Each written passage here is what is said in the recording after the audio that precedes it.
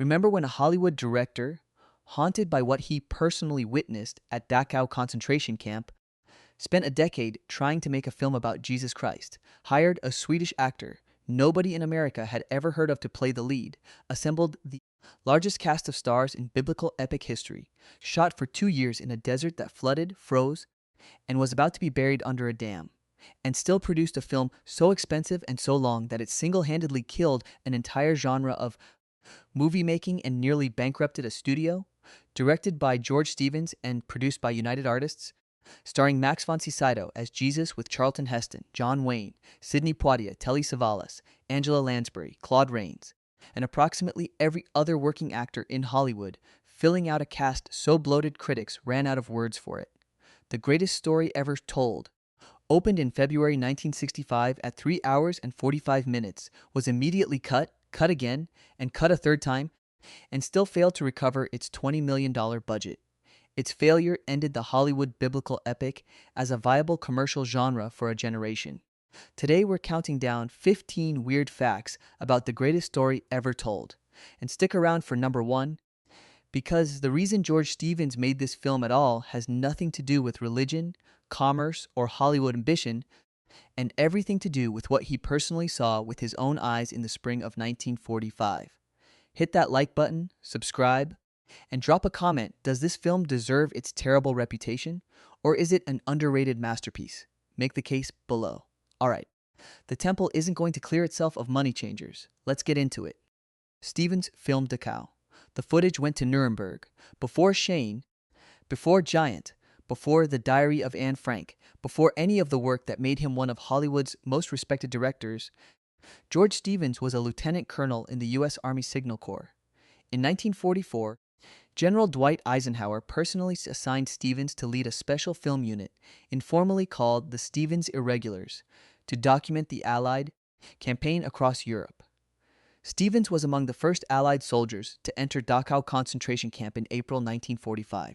He filmed what he found there with a 16mm Kodachrome camera, in color.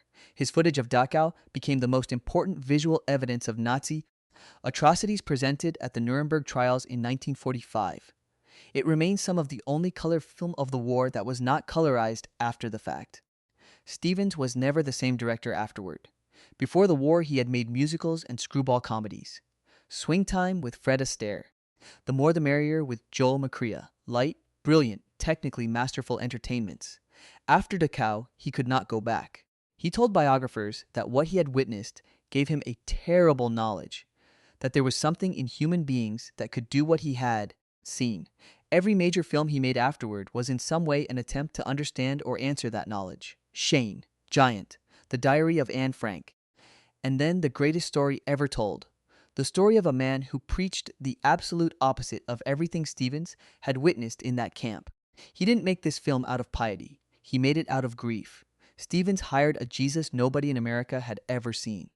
The casting of the central role in the greatest story ever told was the most consequential decision of the entire production. George Stevens refused to cast a recognizable American actor. His reasoning was specific and unambiguous. The audience had to be able to see Jesus without the interference of existing associations. An American star brought a face the audience already knew from other films, other roles, other contexts. The Son of God, played by the guy from Ben-Hur, would always be the guy from Ben-Hur first. Stevens wanted a face with no prior claim on the American imagination. He cast Max von Sydow, a 33-year-old Swedish actor best known in Europe for his collaborations with Ingmar Bergman, who had never appeared in an English-language film and was effectively unknown to American audiences. Von Sydow had never spoken a line of dialogue on screen in English before this production. He learned the role phonetically, working with language coaches throughout the shoot, delivering his entire performance in a language he was simultaneously learning to speak. The result is something very strange and very effective. A Jesus who sounds different, moves differently, carries himself with the specific gravity of someone from genuinely elsewhere. Stevens wanted an alien presence. He got one. Von Sydow's performance was almost universally praised, even by critics, who destroyed every other aspect of the film. The Navajo Legionnaires left to vote. George Stevens needed 550 Roman legionnaires for the film's military sequences. His solution was practical and sensible. He hired 550 Navajo men from a local reservation in Arizona, where the bulk of the production was being shot. They were costumed in Roman armor, trained in military formations, and deployed on set. The arrangement was functioning. The scenes were being made. The budget line was being served. Then a tribal election was called. The Navajo extras left. Not a few of them, not most of them, all 550. The entire Roman army returned to the reservation to exercise their right to vote in a tribal democratic process that had been scheduled independently of George Stevens' production calendar and was not going to be rescheduled on his behalf. Stevens was left with a location, a schedule, military costumes, and no soldiers. He replaced them with Rotsai cadets, Reserve Officer Training Corps students from local universities who were available, physically capable, and willing to stand in the Arizona desert in Roman armor for considerably less interesting reasons than the Navajo men had agreed to. The Rotsi cadets were marched through the same sequences the Navajo extras had been rehearsing. If you watch the film closely, the two groups are distinguishable. The Navajo men move with the specific physical bearing of people who agreed to be there. The Rot cadets move like American college students who have been told to march.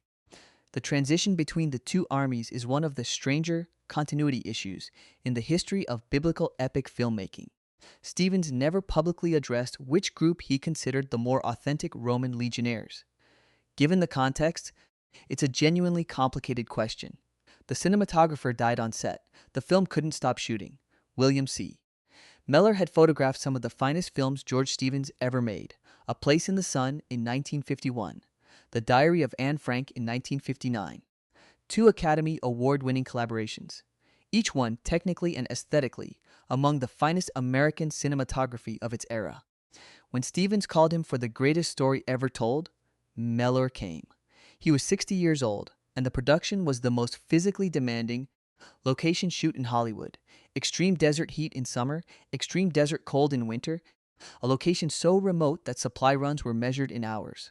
During production in 1963, Mellor suffered a heart attack on set. He collapsed. He died. The production was already weeks behind schedule and millions over budget. It could not stop. Stevens brought in Loyal Griggs, the man who had photographed Shane and won an Oscar for it, as a replacement, and continued filming. The finished film carries both names in its credits. Mellor's final work earned him a posthumous Academy Award nomination for cinematography. He never knew the film was finished. He never saw it. The Oscar nomination arrived after he was gone, for a film he didn't live to complete. A blizzard buried Jerusalem. Stevens used butane flamethrowers to clear it. The production was shooting in Page, Arizona. Deep desert, canyon country, spectacular and inhospitable, in the winter of 1962. The location had been chosen precisely because it resembled the ancient Near East. It had the right light, the right geology, the right scale. What it wasn't supposed to have was snow. Arizona hadn't seen a significant snowstorm in the locations Stevens was using for decades. Then it had one of the worst on record. The entire Jerusalem set disappeared under several feet of snow. Actors in sandals and biblical robes were standing in sub-zero temperatures. The crew was freezing. The schedule was already disastrously behind. Stevens did not accept this. He mobilized the entire production, hundreds of cast and crew members, including himself personally, with snow shovels, wheelbarrows, bulldozers, and butane flamethrowers. They cleared the set by hand and by flame. They finished. It immediately snowed again, harder than before. At that point, Stevens accepted defeat and relocated the production to Dachau Studios in Hollywood. Actor David Shiner, who played James the Elder and had been standing barefoot in the snow for weeks, quipped in an interview that he thought they were shooting Nanook of the North. Stevens later described the Arizona winter as the most adversarial location condition he had ever encountered. He had previously been at Dachau. That gives the statement some weight. The canyon they filmed was about to be flooded. The John the Baptist sequences, some of the most visually striking footage in the entire film, were shot at Glen Canyon on the Arizona-Utah border, in the specific section of the canyon that was scheduled to become Lake Powell. Once the Glen Canyon Dam was completed, the canyon was being drowned. Slowly, irreversibly, as the dam filled behind it, Stevens was racing a flood. The production schedule for the Glen Canyon sequences was not theoretical. It was determined by the rate at which the Colorado River was rising behind the new dam and the amount of time remaining before the entire location was permanently submerged. A Dutch assistant on the production named Tony van Rentergem later described the situation. A blizzard hit, the waters were rising, time was genuinely running out. Stevens refused to be stopped. He shot in conditions that would have closed most productions because the canyon he was filming in was going to cease to exist. Lake Powell swallowed it. The landscape seen in those sequences no longer exists on Earth. The only surviving record of it is the footage Stevens got before the water rose. Jamie Farr prayed to St. Jude and became him. Jamie Farr, later famous as Corporal Klinger in MASH, was a struggling actor when he auditioned for The Greatest Story Ever Told in 1962. He was known primarily as a comedian. The production team was uncertain which role, if any, to give him, despite offering him a 6-month guarantee of pay. Farr later told the story on The Mike Douglas Show. He was so desperate for the work that he prayed specifically to St. Jude, the patron saint of hopeless causes, to get the job. He got the job. Then he found out which role he'd been cast in, the Apostle Thaddeus. Thaddeus is an alternate name for the Apostle Jude, the same St. Jude he had prayed to. He had asked St. Jude for help getting a job and been cast as St. Jude. Farr described this as the most theologically significant coincidence of his career, which is a sentence that has very different weight when you're on MASH. He appeared on screen for approximately 4 minutes across a 3-hour and 45-minute film, having received 6 months of pay and a divine intervention.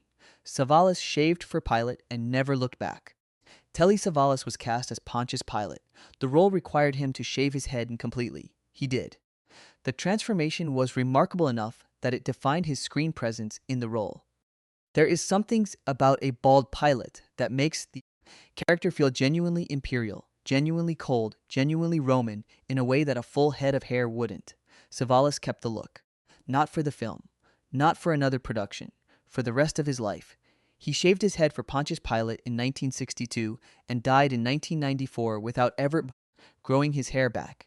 The Kojak persona, the bald, lollipop-sucking New York detective that made Telly Savalas one of the most recognizable figures in 1970s television, exists because of a casting decision for a film that flopped.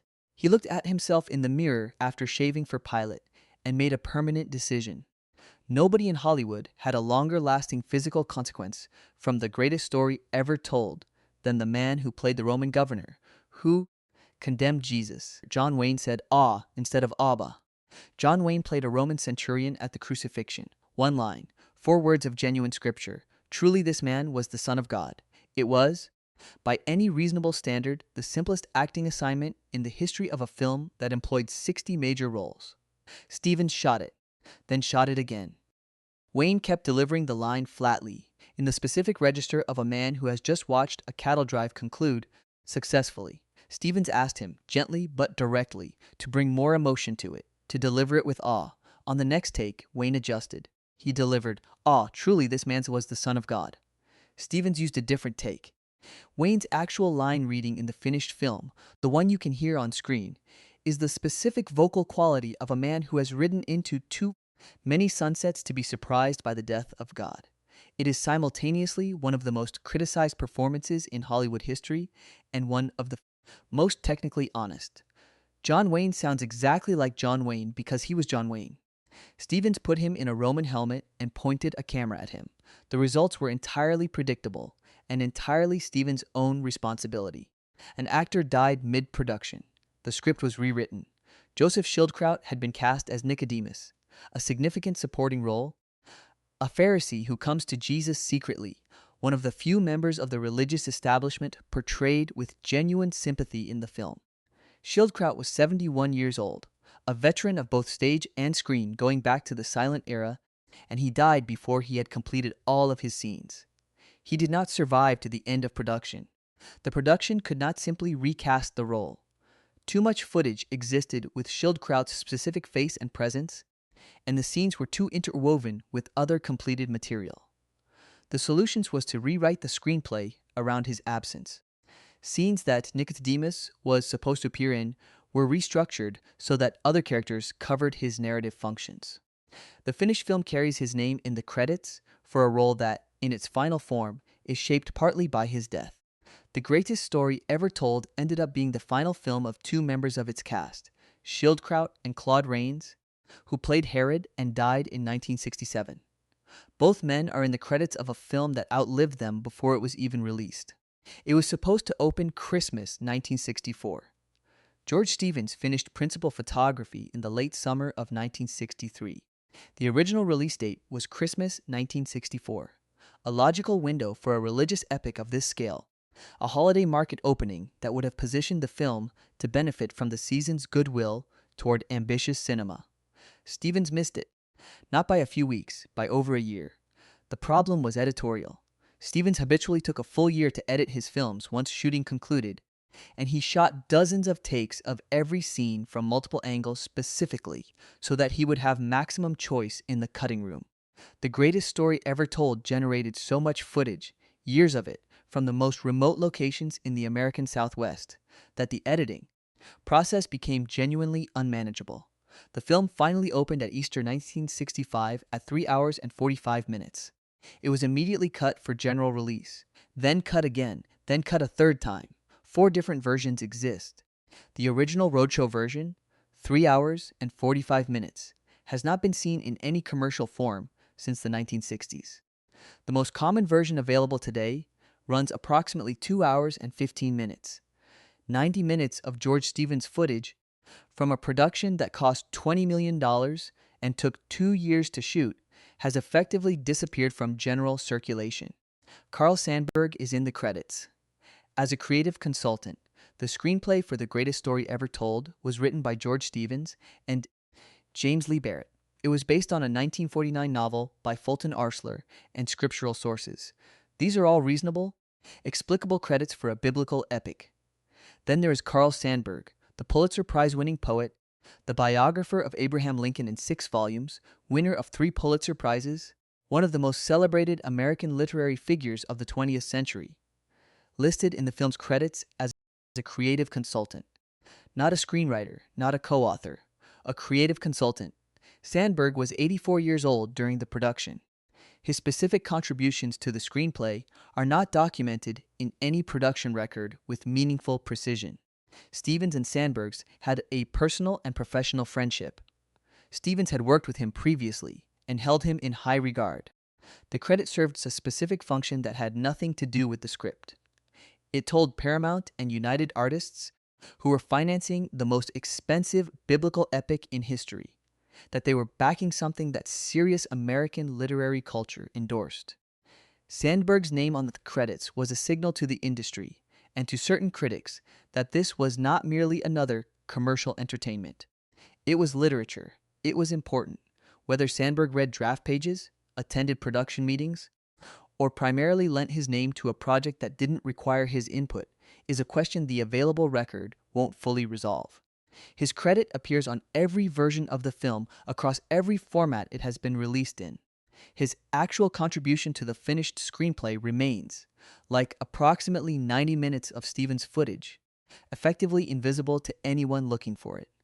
Critics destroyed it. The studio cut it 3 times.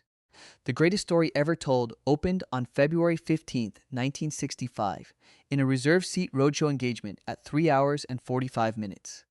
The reviews were among the most devastating ever delivered to a major Hollywood production. Critics did not dislike the film. They were precisely, and at length contemptuous of it. The parade of star cameos drew particular attention.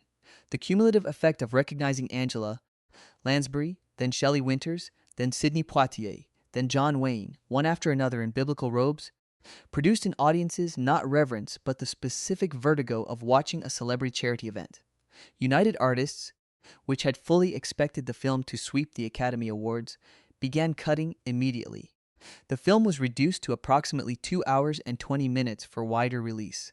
This version also underperformed. It was cut again. The box office returns were catastrophic for a film that had cost $20 million, a figure that, in 1965, made it one of the most expensive films ever produced. The failure was clean and complete. The greatest story ever told did not merely flop. It functioned as definitive evidence that the Hollywood biblical epic, the genre that had sustained major studios through the 1950s, that had made DeMille's career and Ben-Hur into a phenomenon, was finished as a commercial proposition. No studio made another major biblical epic for more than 2 decades. The overtime pay was larger than most crew members' regular salaries. George Stevens had absolute artistic control over the greatest story ever told. This was a condition of his participation and was contractually guaranteed. It meant that no studio executive could interfere with his shooting schedule, his number of takes, his editing timeline, or his decisions about when a scene was complete. Stevens used this freedom comprehensively. He shot dozens of takes of every scene. He varied camera angles between takes specifically to give himself maximum editorial choice.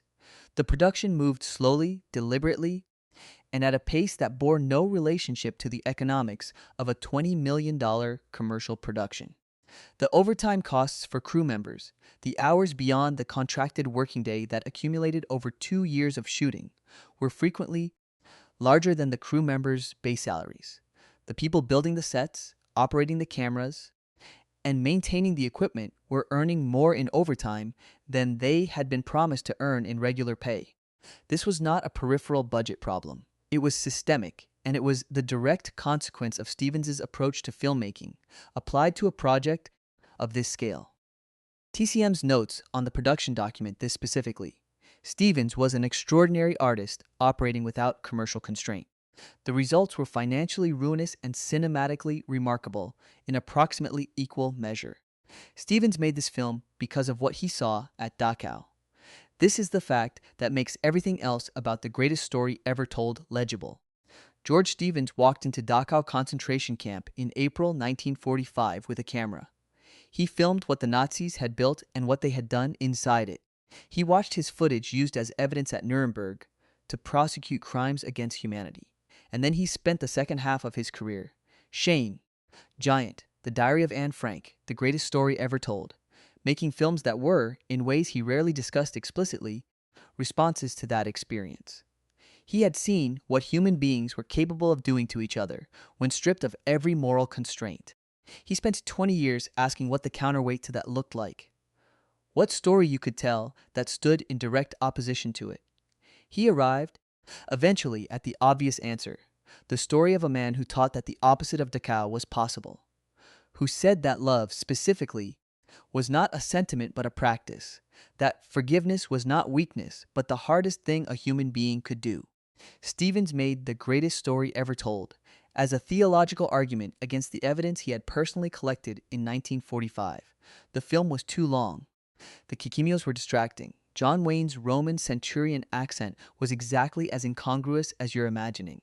The budget destroyed United Artists' financial position for years. Every one of these criticisms is accurate, and none of them touches the reason the film exists. Stevens was not making entertainment. He was making an answer. The fact that it failed commercially is almost beside the point. It was never primarily a commercial proposition. It was a man who had been to Dachau telling himself, and anyone who would sit still long enough to listen, that something better than what he had seen was conceivable. That is, by any measure, the greatest story he knew how to tell. So there you have it.